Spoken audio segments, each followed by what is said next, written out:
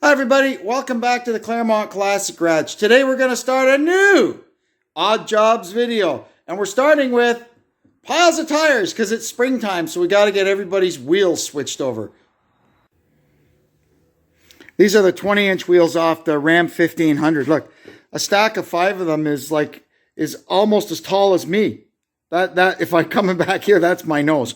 Now mind you, they are sitting on a skid. And over here, we've got the summer tires for Deb's dad, John's Jeep.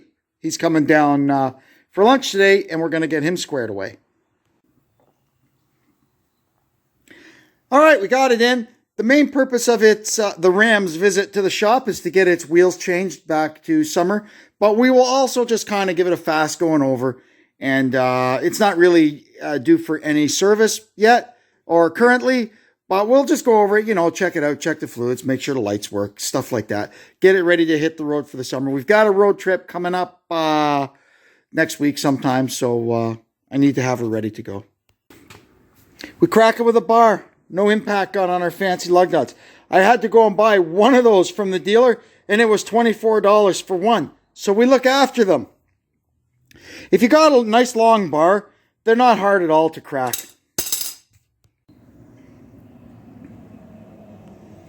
While we're under here, we'll just have a fast look at stuff. It's hard to see anything really with all this. That's all the rust proofing, right? But it keeps this thing, it just keeps it mint. If we power washed all this stuff off, it'd be just nice and shiny black like the frame on our dually over there. But you can see there, tons of meat left on the brakes. The rotors look good, so we can just go stick our wheel back on. I mean, this thing doesn't even have 50,000 kilometers on it yet, so that's like 30,000 miles. She's still like new. I mark the old ones, how I do it anyway. You come up with the way that works for you. But how I do it is I mark them as to where they have to go back on when I put them back on in the fall. And these are not directional tires. They're symmetrical treads, so we do a forward cross when we rotate them. That is the rears move forward and cross, and the front ones go straight back. That's how I do it. Everybody's got their own idea on what's the best way to rotate tires. That's how I've always done it, and I've had good luck with it. I mark them. I mark them with chalk. I used to mark them with a paint pen or a tire marker, but in those days I was I was driving enough because we were going back and forth to the city for work every day that would wear off over whatever season it was. Once I became retired, I no longer drove enough, and I ended up with like too many sets of markings on my wheels because they weren't wearing off. So I started using chalk. The first time you go out in the rain, it's gone. That works for me anyway. The front wheels are on. We'll torque them up and check the pressures once we've got all 4 of them on. And we're just here checking the front lights. I've gone around and sprayed some lube on all our hinges and locks and stuff. Now I'm going to spin it around and we'll get the back sorted out. Now we're going to change the spare tire. My bad. I think we've covered this before, but when I got this truck and I wanted to put winter tires on it, I went out and I got some factory 17-inch wheels. Those are the base kind of wheels. And I got I just looked up online for a base 1500 and got that tire size, whatever it is. So 265, 70, 17. Problem is, even though they're big looking tires, the 20s are a lot bigger. Oh boy. So you couldn't, like if I had that 20-inch spare tire and I was running these in the winter and I tried to put that on, number one, if I put it on the back, it would destroy the sure grip or the anti-spin, whatever you want to call it. So I just did the easiest thing. I went and I got a 17-inch steel wheel at the dealership and got one more snow tire. So now I'm changing them twice a year. I'm changing the spare tire twice a year. I always say to myself, I'm just going to leave that one in and throw the winter spare tire in the back. But I like to take that one down when I send it in to get oil sprayed anyway. So it is what it is.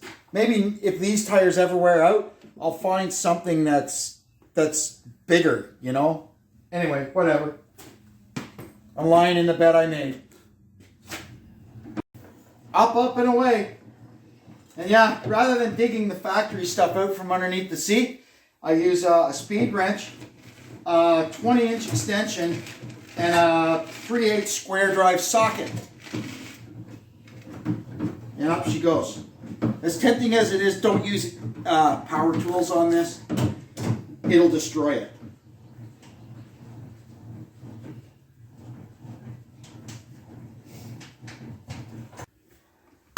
So when I'm spinning these lug nuts, this isn't an impact driver. It's just a cordless drill with a socket adapter in it. That doesn't put the bang bang bang on them. That wrecks these chrome sleeves and makes them loose, and then you're in a world of pain. So this one, because we're doing a forward cross, it's come off the right rear, so it's going to become, in the fall, it's going to be the left front.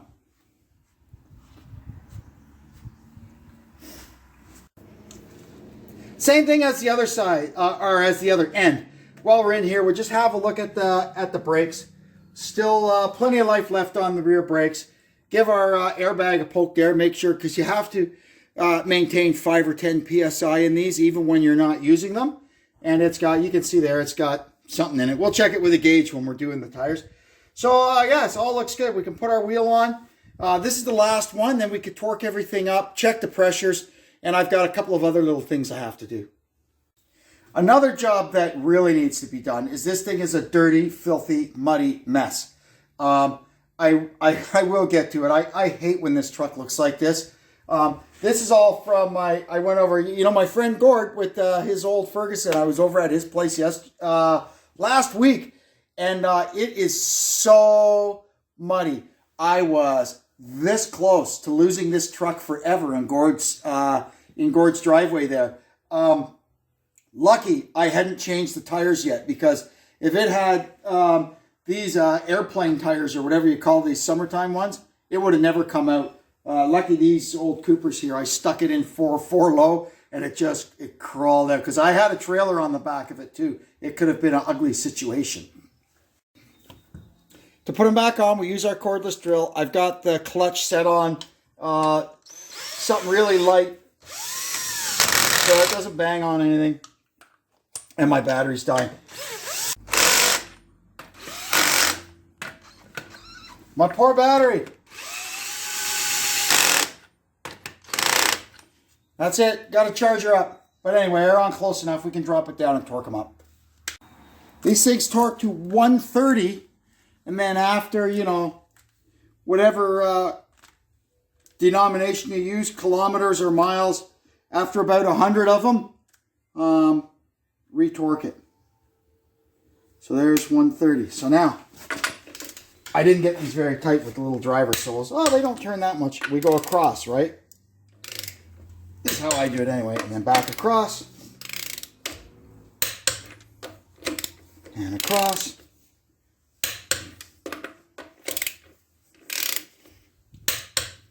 And then all the way around, just to be sure. And we'll do that for the other 3.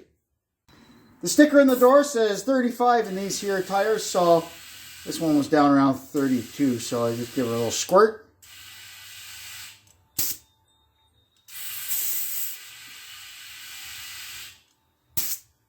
There we go. We'll do the front ones, and that'll be that done.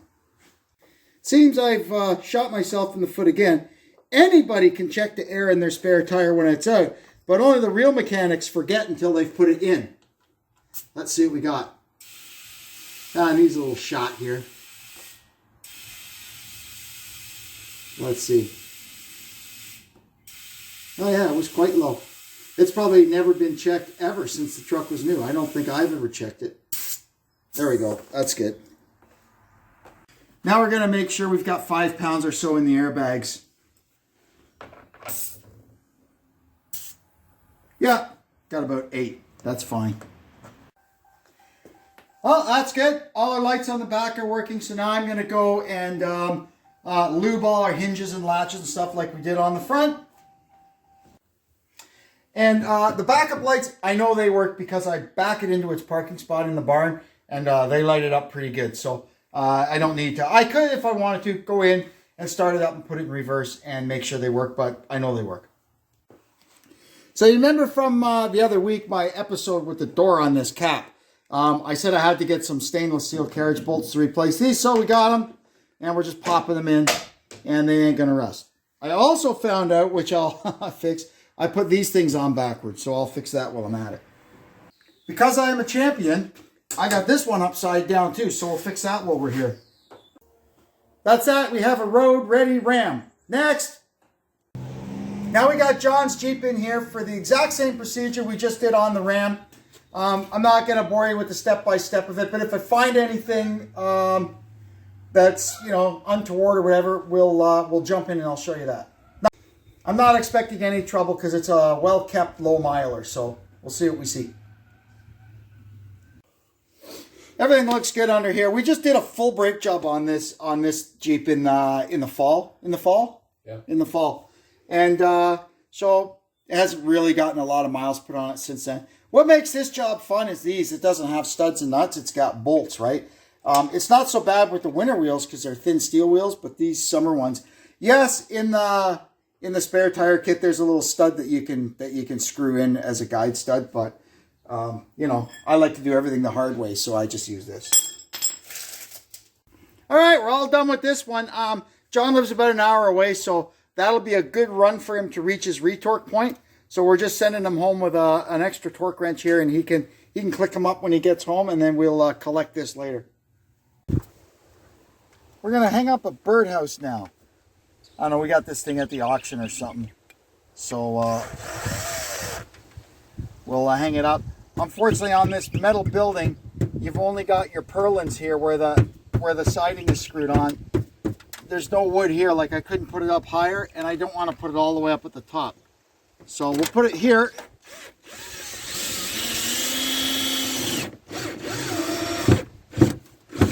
There we go. And then the little birds will have a little house. So like everything you buy, we have to modify it. If you just hang it up like that, you see it hangs this way, and that looks dumb. We want it 90 degrees, so we're going to use a missing link, and that'll let the thing hang that way. Another problem we have is it gets quite windy up here, and the way this hook is open like that, I'm going to find the birdhouse out in the field somewhere. So I got the old pliers here, and we're going to close up this hole. There we go. Happy little birds. Must be really tiny little birds that go in there, eh? Home sweet home, it says. Hope they like it. Now I've got a couple of jobs to do on the utility trailer. First thing is I knocked a light off it, and these are LED lights, so that's toast. We'll have to swap out the entire unit. And another thing I want to do is I want to drill through here and put in a clippy thing because, well, long story short, I nearly lost the tailgate the other day coming down the road here, and that would be bad. So we're just going to put this guy in there and maybe put a flat washer against it, and that'll be good. So there's the first step. We've got a pilot hole drilled through. Now we'll, I think this is a 3/16 pin, so we'll get a 13/64 and go through it again, and that should give us the clearance we need. So you just go slow. We're going a long way through. I think this is 3/4 bar, and my drill bits aren't exactly the best in the world, but it's going through.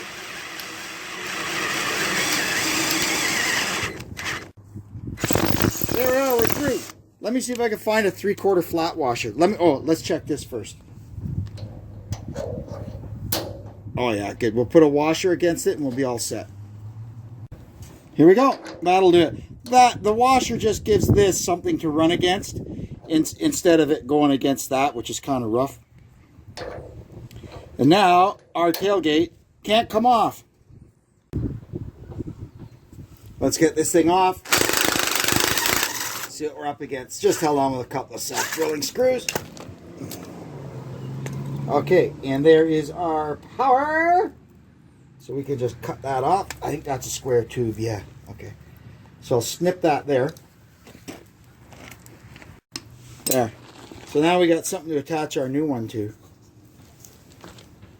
So this is a little different in that the wires come out the center. So I'm probably going to have to drill a hole in the middle just to give clearance for this and see if I can fish the wires through. Like, I can feel the backside of it coming back out the tube. So I may just drill right through and pull the wires out the backside. That's probably the easiest thing to do. And then what I got to do right now is figure out which is which, because this has got can be used as a tail light or a signal light. So I got to figure out which wires I have to hook up to have it just be a parking light. Now I just zing it in with a couple of self-drilling screws. And I want to mention special thanks to my friend Jim, who gave me this here light.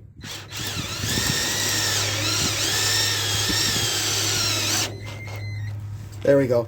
Now we'll hook it up at the back. We need the brown wire, and the brown wire is park, and the white wire is ground. We will not use the green wire. So now we've got our trailer hooked up to the handy dandy Claremont Classic Garage trailer tester. You can see there, Claremont Classic Garage trailer tester. Search my videos for when we made that. Anyway, we'll go to the back and see if this silly thing works. That's a good sign. That one works. Holy tarnation. Would you look at that? Beautiful. Thank you, Jim, for the light. Okay, we can go ahead now and get the wiring buttoned up, and we can put this thing back in the shed because there's some weather coming in. Looks like we're supposed to get some rain tonight, so we're done just in the nick of time. That'll do it for another episode of Odd Jobs and Small Projects. I want to thank you for tuning in. If you're new to the channel, please, down below, if you could hit the subscribe button, the like button, share, leave a comment. We like all that. It's good for our channel, and I like interacting with everybody. Anyway, I'm going to leave you now. Thanks for tuning in. Hope you'll come back and see us again. And until then, this is Kevin saying so long from the Claremont Classic Garage.